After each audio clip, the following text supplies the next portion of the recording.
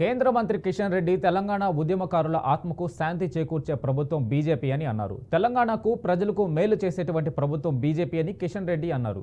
అలాగే దేశంలోనే తెలంగాణను అత్యుత్తమ రాష్ట్రంగా తీర్చిదిద్దే విధంగా కృషి చేస్తుందని తెలిపారు. బీజేపీ ప్రభుత్వం నేతృత్వంలోనే ఆ మార్పు వస్తుందని కిషన్ రెడ్డి ఆకాంక్షించారు.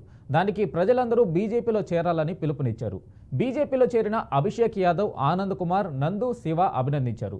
సమాజం అంతా బీజేపీలో చేరితే దేశంలో బీజేపీలో బలపడుతుందన్నారు.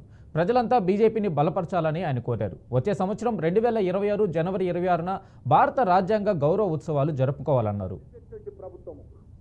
భారతీయ జనతా పార్టీ నేతృత్వంలో వస్తుంది. దానికి నేను అందరినీ కోరుతా ఉన్నాను. ఈరోజు ఏదైతే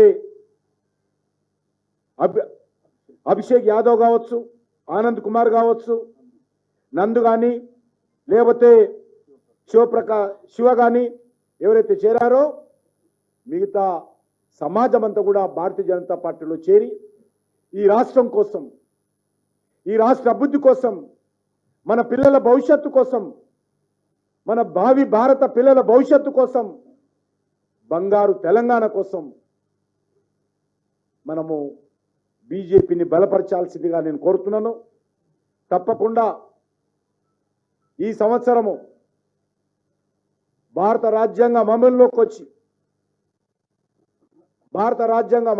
వచ్చి ఈ యొక్క 26 జనవరి ఈ నెల 75 సంవత్సరాలు పూర్తిగా వస్తుంది. ఒక సంవత్సరం పాటు వచ్చే 26 జనవరి 26 వరకు ఒక సంవత్సరం పాటు భారత సంవిధాన్ గౌరవ అభియాన్, భారత రాజ్యాంగ గౌరవ ఉత్సవాలు సంవత్సరం పాటు భారతీయ జనతా పార్టీ నిర్వహిస్తుంది.